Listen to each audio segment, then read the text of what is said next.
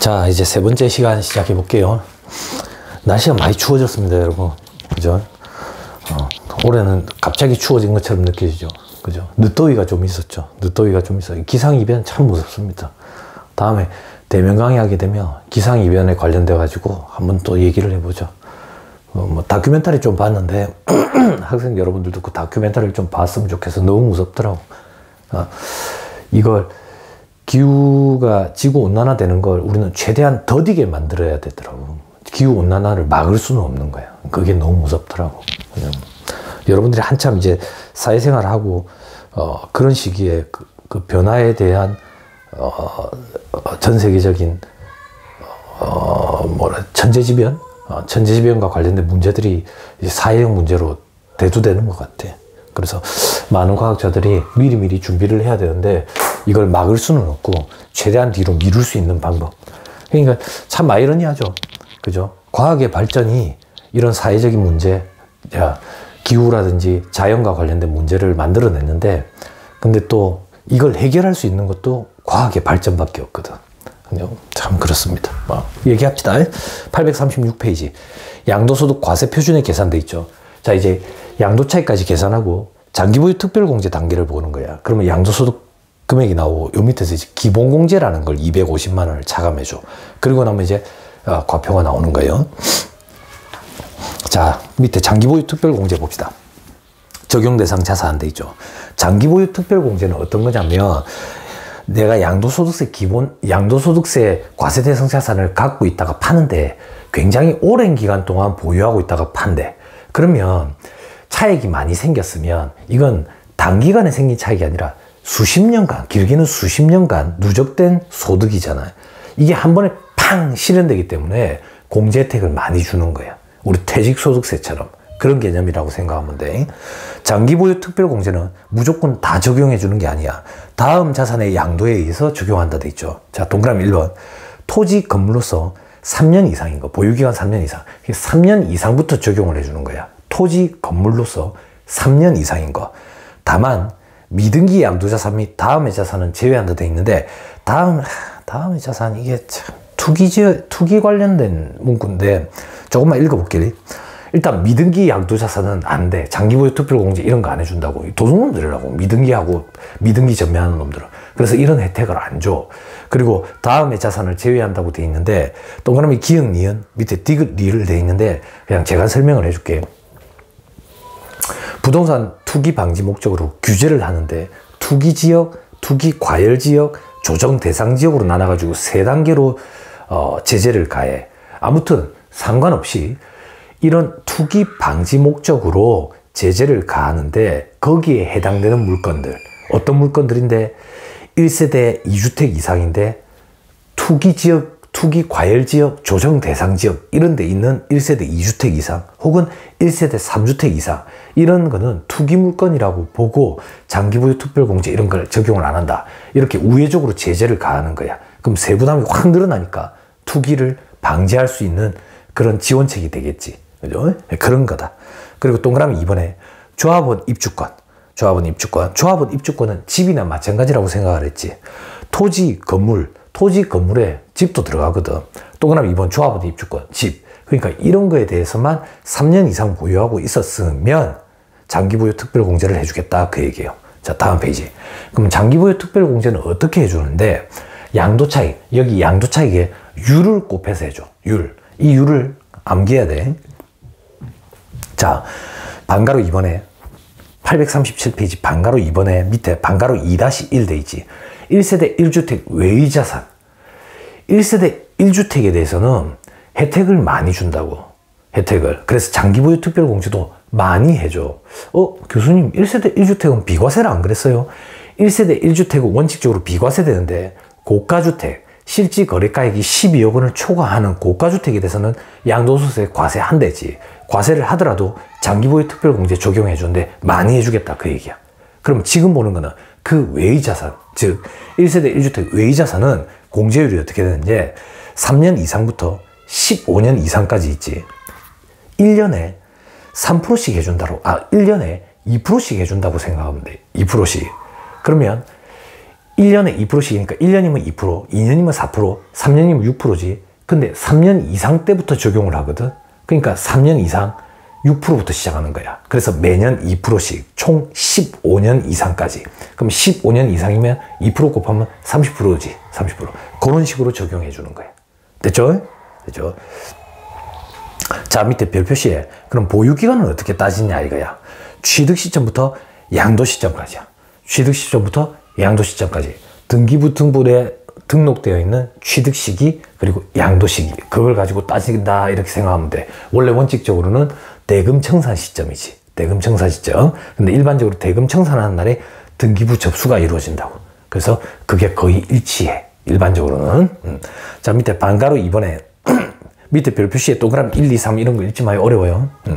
밑에 반가로 2-2에 1세대 1주택은 어떻게 해줄 건데 1세대 1주택은 혜택을 많이 줘. 어떻게 많이 주냐면 1년에 8%씩 해줘. 8%씩. 그런데 3년 이상부터니까 3, 8에 24, 24%부터 적용이 되는 거지. 요렇게 해주다가 부동산 투기 방지 목적으로 부동산 정책이 여러 개가 많이 나왔지. 20몇 차례가 나왔다고. 그때 개정이 좀 이루어졌어. 어떻게 이루어졌냐면 원래 1년에 8% 해주는 걸 반반 나눴어. 4%, 4%로. 그래서 과거랑 똑같은데 4%, 4%로 쪼개가지고 보유기간에 대해서 4%, 그리고 거주기간에 대해서 4%. 자, 이런 식으로 해줘요. 자, 그래서 책에 보면 양도차익에 보유기간별 공제율, 거주기간별 공제율 곱한 걸 더한다고 돼 있죠. 보유기간에 대해서 4%, 거주기간에 대해서 4% 각각 해주겠다. 아니, 이런 문제가 생긴 거예요. 1세대 1주택에 대해서는 장기보유 특별공제를 8%씩 해가지고 1년에 8%씩 해가지고 많은 혜택을 줬는데 가만 보니까 살지도 않는 거야. 거기서. 그러면 여러분들 그런 생각이 든다고.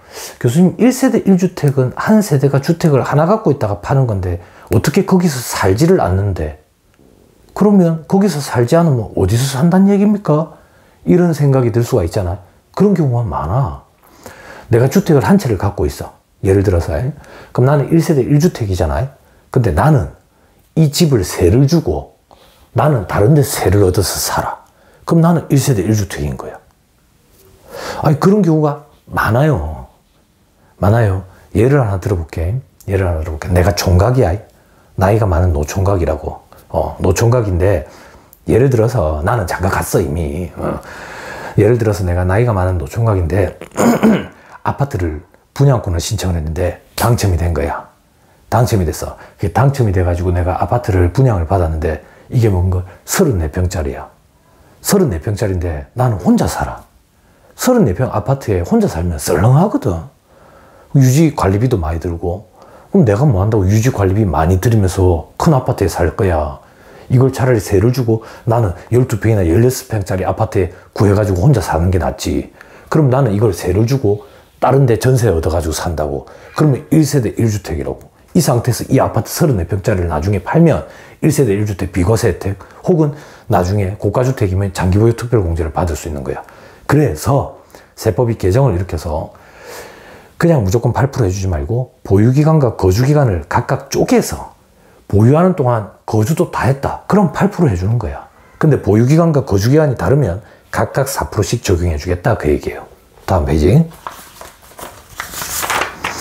자, 그래서 보면 보유기간 공제율, 거주기간 공제율 돼 있죠. 봐봐.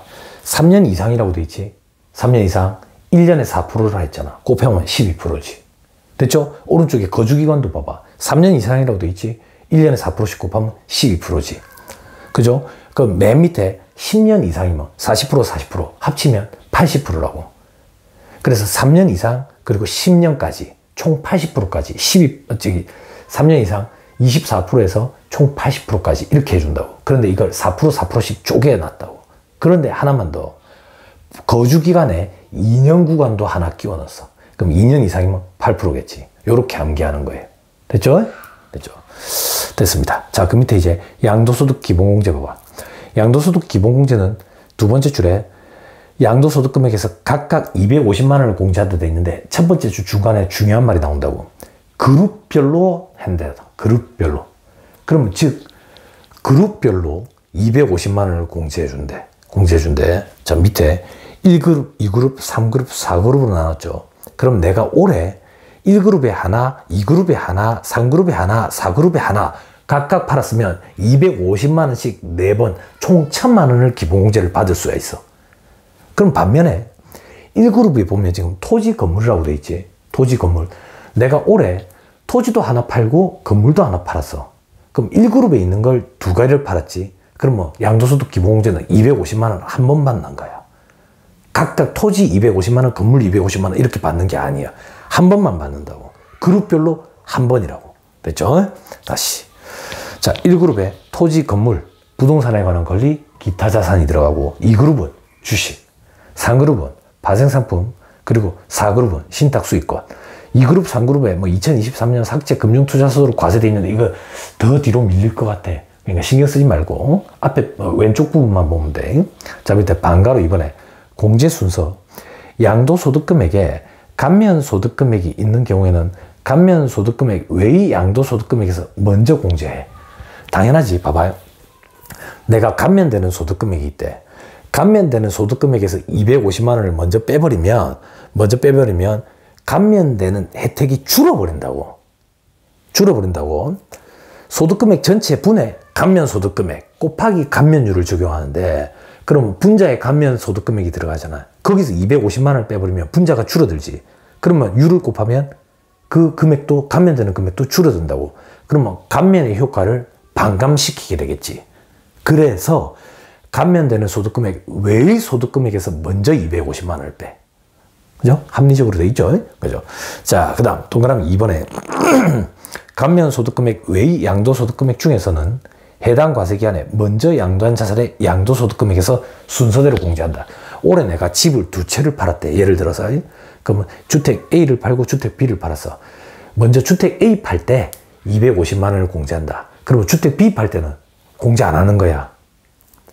1년에 한 번 딱 받아먹을 거라고. 그룹별로 250만 원. 됐죠? 주택 A를 올해 팔고 주택 B를 내년에 팔아. 그러면 주택 A도 250만 원 공제받고 주택 B도 250만 원 공제받아. 물론 내년에. 됐죠? 동일 과세기간. 지금 말하는 동일 과세기간은 소득세법상 과세기간이니까 1월 1일부터 12월 31일까지인 거예요. 됐죠? 자, 다음 페이지. 양도소득 산출세액이 계산돼 있죠? 그죠? 양도소득 산출세액은 과표에다가 이제 세율을 곱해. 세율은 어떻게 곱하는데, 우리 소득세법에 6, 15, 24, 35, 38, 40, 42, 45% 구간 총 8단계 초과 누진세율이라고 표현하거든. 이걸 기본세율이라고 얘기해. 기본세율. 그럼 양도소득세 계산할 때 세율은 기본세율을 적용할 때도 있고 양도소득세에만 독특하게 적용되는 세율들이 있어. 근데 그 독특하게 적용되는 세율이 훨씬 더 많아, 다양해. 그걸 여러분들이 기억을 해야 돼. 자, 다음에 세율을 적용하되 하나의 자산이 다음 세율 중에서 둘 이상에 해당할 때는 높은 세율을 적용한다? 아니야. 높은 세율을 적용하는 게 아니라 세율을 적용해서 계산한 양도소득 산출세액 중 큰 것을 세액으로 해. 아, 교수님, 당연히 높은 세율을 적용하면 세액이 더 크겠죠. 아니, 달라. 계산을 하다 보면 그렇게 안 되는 경우도 있어. 그래서 높은 세율을 적용하는 게 아니라 세율을 적용했을 때 산출세액이 더 큰 거, 그걸 적용한다. 됐죠? 됐죠? 둘 이상의 세율이 적용될 때, 하나의 과세 대상 자산에 대해서 둘 이상의 세율이 적용되게 될 때는 높은 세율을 적용하는 게 아니라 세율을 적용했을 때 산출세액이 더 큰 걸 적용하래. 됐죠? 자, 밑에 하나씩 보자, 세율. 자, 오늘 세율까지만 볼게요. 시간은 짧은데 진도가 많이 나와가지고 여러분들 복습할 때 힘들 것 같아요. 자, 괄호 1번에 토지, 건물, 부동산에 관한 권리. 아까 1그룹이라고 표현했지. 괄호 2번에 기타 자산. 요것도 1그룹이었다고 해. 같이 1그룹이었어. 그리고 괄호 3번에 일반 주식 2그룹이라고 표현했지. 괄호 4번에 발생상품 3그룹이라고 표현했고, 괄호 5번에 신탁수익권, 괄호 5번에 신탁수익권 4그룹이라고 표현했었다. 자, 보자. 1그룹에 토지, 건물, 부동산에 관한 권리. 원칙은 위외의 자산의 원칙이야. 기본세율이라고 돼 있네. 그럼 기본세율은 소득세법에서 말하는 기본세율 6, 15, 24, 35, 38, 40, 42% 구간을 얘기하는 거야. 그런데 위에 분양권을 봐봐. 분양권. 여러분들 분양권 관련돼 가지고 시세차익 누리고 투기꾼들 막 말이 많았잖아. 그래서 분양권에 대해서는 정부에서 분양권 가지고 투기하는 걸 막기 위해서 반을 세금으로 내라 이런 거야. 그래서 내가 만약에 아파트 분양권이 있어. 분양권이 있는데 여기 프리미엄이라고 그러지. P를 붙인다 하잖아. P를 1억 원을 붙였어. 프리미엄을. 그래야 팔아치웠어. 그럼 내가 난감한 게 1억이지. 그거에 반을 세금으로 내라 했대. 그럼 뭐 5천만 원이 세금인 거지. 근데 그것도 부족하다고 느낀 거야. 정부에서 60%로 올려버렸어. 그러면 반 이상이 세금인 거야. 반 이상. 그래서 난리가 났었다고 이 바닥이. 이건 뭔가 사회주의 체제, 공산주의식 사고가 아니냐. 개인이 자본주의 사회에서 벌어들인 소득에 대해서 반 이상을 국가에서 떼가는 거는 거의 공산주의식 사고다. 이래가 반발이 심했다고. 반발이 심했는데 투기를 완전 막겠다. 정부에서 강력한 의지를 표명한 거야. 그래서 60%까지 올려버렸어. 그럼 만약에 내가 분양권을 전매해가지고 1억 원의 프리미엄 차익을 누렸어. 6천만 원이 세금이라고. 6천만 원의 세금. 됐죠? 그럼 여러분들은 그런 생각할 수 있거든. 교수님, 그런 일이 실제 현업에서 벌어집니까? 그게 무슨 말인데? 아니, 누가 6천만 원 세금 내면서 팔라고 합니까? 팝니다. 많이 이루어졌어요. 왜 그런 일이 많이 이루어지는데? 그 투기꾼들이 생각할 때 정부의 의지가 강력하거든. 강력하다는 얘기는 앞으로 더 규제를 강화할 것 같은 거야. 그러면 투기꾼들 입장에서는 더 규제가 강화되기 전에 빨리 털자. 세금 낼 거 내더라도 빨리 털자. 이래서 의사결정을 그렇게 하는 경우가 많았었어. 50%일 때도 세금 내면서 그런 거래가 많이 이루어졌다고. 근데 60%까지 올라간 거예요. 자, 밑에. 자, 보유기간 1년 이상 2년 미만인 것도 있죠. 그죠? 자, 세법에서는 보유를 2년도 안 했대. 보유를 2년도 안 했대. 2년 이하래. 2년 미만이래. 그러면 왠지 투기 목적이 아니겠나 이렇게 보는 거야. 세법에서 여러분들은 다양한 세법을 접해 본 경험이 있을지 모르겠지만 세법에서 일반적으로 제재를 가할 때는 기간으로 제재를 가할 때는 2년을 많이 둡니다. 물론 3년도 있긴 한데 2년이 일반적으로 제재를 가할 때 많이 등장하는 기간이에요. 그래서 보유기간이 2년 미만이라는 얘기는 2년도 안 갖고 있다가 팔았다고? 니도 그냥 투기 목적 아니야? 그래서 유를 세게 때려요. 어떻게 세게 때리는데 오른쪽에 위외의 자산이 원칙이에요. 40%를 때려버린다고. 40%를. 됐나요? 됐죠? 밑에 동그라미 3번. 보유기간이 1년 미만이래. 1년도 안 갖고 있다가 팔았대. 이건 더 세게 때려버려야지. 그래서 50%를 때려요. 50%. 그런데 부동산 투기를 하는데 투기꾼들이 건물이나 토지만 투기하는 게 아니라 아파트를 가지고 투기가 많이 이루어졌다고. 아파트를 가지고 투기가 많이 이루어져가지고 아파트 값이 폭등을 하게 됐잖아. 그러면 서민들의 주거 생활 부담이 엄청나게 높아지는 거지. 그래서 아파트와 관련된 투기는 더 강력하게 제재를 하겠다. 그래서 동그라미 2번에 2년 미만 보유하다가 아파트를 팔았다. 주택, 조합원 입주권, 아파트나 마찬가지라 했지. 분양권, 아파트나 마찬가지라 했지. 60%로 때려버리는 거야. 밑에 동그라미 3번에 그런 것들을 1년도 안 갖고 있다가 팔았다. 70%로 때려버린다고. 70% 진짜 무서운 거라고. 이게 어느 정도로 무서운 거냐? 밑에 동그라미 5번에 미등기 자산 보세요. 등기를 안 한 상태에서 미등기 전매, 도둑놈이라 했지. 도둑놈 세율 몇 프로라고 돼 있어요? 70%라고 돼 있죠. 도둑놈이나 마찬가지로 보는 거예요. 그 정도로 높게 때려버리는 거예요. 부동산을 강력하게 투기꾼을 잡겠다라는 강력한 의지라고. 물론 뭔가 정책을 하나 펼치게 되면 선의 제3자가 피해를 보는 경우도 있긴 해. 있긴 해. 그죠? 아무튼 강력한 의지를 표명해서 이렇게 높은 세율을 적용한다. 자, 밑에 동그라미 4번에 비사업용 토지, 사업에 사용 안 하던 토지를 팔았다. 그러면 기본세율에 10%를 더한다고 돼 있죠. 기본세율이 6, 15, 24, 35, 38, 40, 42%, 45%까지 있다 했잖아요. 거기에 10%를 더한다는 얘기는 6%가 16%, 그리고 15%가 25%, 제일 높은 구간이 45% 했지. 55%. 요렇게 때리겠다 그 얘기예요. 사업에 사용 안 하던 토지를 팔았다. 투기다 그 얘기예요. 됐죠? 자, 밑에 미등기 자산은 70%. 밑에 기타 자산도 있죠. 앞에서 얘기했던 법정 주식 A, B, 주로 부동산을 많이 갖고 있는 회사의 주식을 양도하는 것은, 사고 팔고 하는 것은 실질적으로 부동산을 매매하는 거랑 마찬가지라 했죠. 그래서 양도소득세를 때린다 했잖아요. 그때는 기본세율을 10%를 더하네. 아, 무섭게 과세하네. 됐죠? 그게 아니면 기본 세율을 적용한다고. 자, 밑에 이제 괄호 3번에 일반 주식 보세요. 일반 주식. 국내 주식부터 보자. 국내 주식은 대주주가 아닌 자가 양도를 한대. 양도를 한대. 그죠? 그런 경우에는 비중소기업 주식은 20%, 중소기업 주식은 10%. 여러분들 착각하면 안 돼. 그럼 우리가 주식 거래를 하면 양도소득세를 내네? 아니, 앞에서 했잖아. 우리 개미 투자자들이 주식 거래하는 것에 대해서 양도소득세 안 때린다고. 양도소득세를 내는 주식 거래는 비상장 주식, 그리고 대주주 양도분, 그리고 장외거래분, 장외시장 거래분, 요 세 개에 대해서만 과세를 한댔지. 그럴 때 세율을 이렇게 적용하겠다 그 얘기야. 비중소기업 주식이네 20%, 중소기업 주식이면 10%. 그런데 밑에 칸에 대주주가 만약에 양도하면 어떻게 되는데? 조금 더 무겁게 해. 어떻게 무겁게 하는데? 동그라미 4번 원칙이라고. 3억이 안 된대, 과표가. 그러면 20%를 적용하겠대. 3억이 초과되면 3억 초과분에 대해서는 25%를 때리겠대. 동그라미 3번에 1년도 보유 안 하던 비중소기업 주식이래. 그럴 때는 더 높게 30%를 때리겠대. 30%. 자, 그 밑에 이제 국외 주식 등 돼 있죠. 우리 해외 주식 투자 열풍이 불었었잖아. 작년에 난리였지. 작년에. 그래가지고 여러분들 뭐 아실지 모르겠지만 주변에서 뭐 테슬라 주식을 그렇게 많이 사더라고. 그래가지고 돈을 벌었다는 소리 많이 들었죠. 근데 올해는 그런 소리 못 들었을 거. 주변에 꼬라박았거든. 곤두박질 쳤거든. 그러니까 결국에는 본전인 거야. 본전이라고.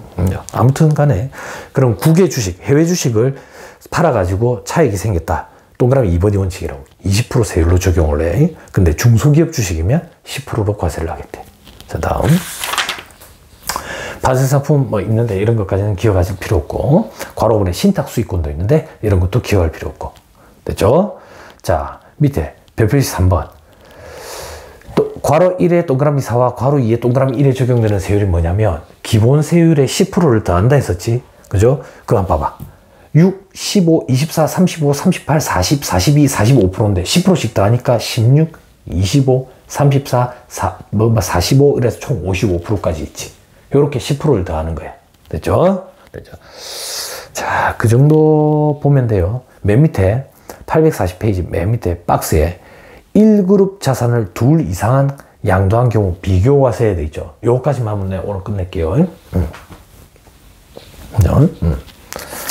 자, 이건 어떤 거냐? 해당 과세기간에 1그룹에 속해 있는 자산. 우리 아까 1그룹에 뭐가 있었냐면 토지, 건물, 부동산에 관한 권리, 분양권, 그리고 기타 자산이 있었지. 그죠? 여기에 있는 자산을 둘 이상 양도한대. 한 과세기간에. 1년에. 1년에 둘 이상 양도하는 경우에 양도소득 산출세액은 둘 중에 큰 걸로 하겠대. 둘 중에 큰 거. 동그라미 2번이 원칙이야. 각 자산별로 양도소득 산출세액을 계산해서 합계를 내는 거야. A와 B를 각각 양도소득세 신고할 때 세금 있지. 그걸 단순 합계를 내는 거지. 근데 동그라미 1번 해당 과세기간에 양도소득 과표 합계액에 기본세율 적용한 거. A와 B를 팔아가지고 남은 소득을 합쳐가지고 양도소득세 계산을 해본대. 그럼 봐봐. 세율 구간, 만약에 소득 금액이 크면 세율 구간이 확 올라갈 수도 있지. 합쳤을 때.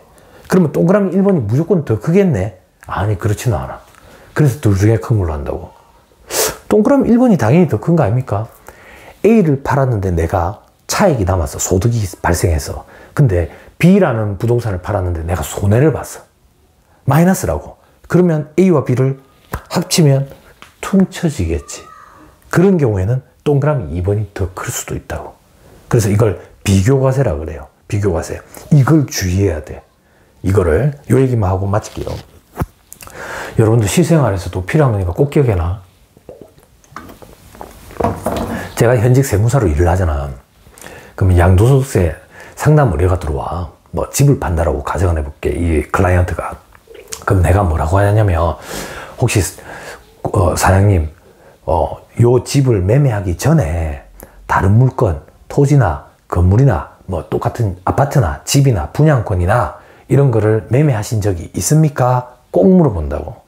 꼭 물어본다고. 그걸 안 물어보면 세무사가 아니야. 그럼 자격증도 없는, 전문 자격증도 없는 사람들이라고. 꼭 물어봐야 된다고. 왜? 기존에 매매한 게 있으면 그걸 합산해 가지고 비교과세를 해봐야 돼. 비교과세. 그리고 양도소득 기본공제도 한 번만 적용이 되니까 주의해야 된다고. 꼭 주의해야 된다고. 됐죠? 됐죠? 그럼 여러분들은 혹시나 부모님이 이런 일이 있으면 기존에 매매한 가액이 있으면 매매한 물건이 있으면 그걸 세무사한테 상담할 때 꼭 얘기를 해줘야 되는 거야. 꼭.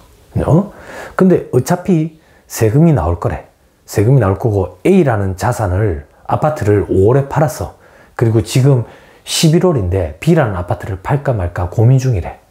그럼 세금 문제가 어떻게 되는지 그거에 따라 가지고 어떻게 하면 절세되는지 B라는 물건을 팔면 또 똑같이 차익이 많이 생긴대. 그러면 비교과세 해가지고 세율구간이 확 튈 수가 있거든. 확 튈 수가 있다고. 그럴 때는 B라는 물건을 11월에 팔 것 같으면 그만 잔금청산하는 날을 잔금청산일을 내년 1월로 만들어 놓는 거야. 매매 계약서 상에. 그러면 올해는 A만 팔았고 내년에는 B를 팔게 되거든. B는 내년에 파는 게 된다고. 그러면 양도소득 기본공제도 각각 받을 수 있고 비교과세 문제도 안 생겨. 근데 12월 31일자로 대금을 청산했다. 그러면 합산해야 된다고. 그럼 세부담이 갑자기 확 늘 수가 있는 거야. 그래서 세무사한테는 미리 와가지고 상담을 받아야 되는 거예요. 여러분들 이런 걸 좀 알아놔야 돼요. 그래야 부모님들이 물건 같은 걸 매매하실 때 갑자기 세금이 터지는 일, 그런 일들이 발생하지 않아요. 사전에 방지할 수 있다고. 됐죠? 자, 요 정도 합시다. 요 정도 하고 다음 시간에 841페이지부터 할 건데 다음 시간 강의는 공지한 날짜보다 조금 더 늦어지더라도 이해를 좀 부탁할게요. 강의 듣느라 고생 많았습니다. 수고하셨습니다.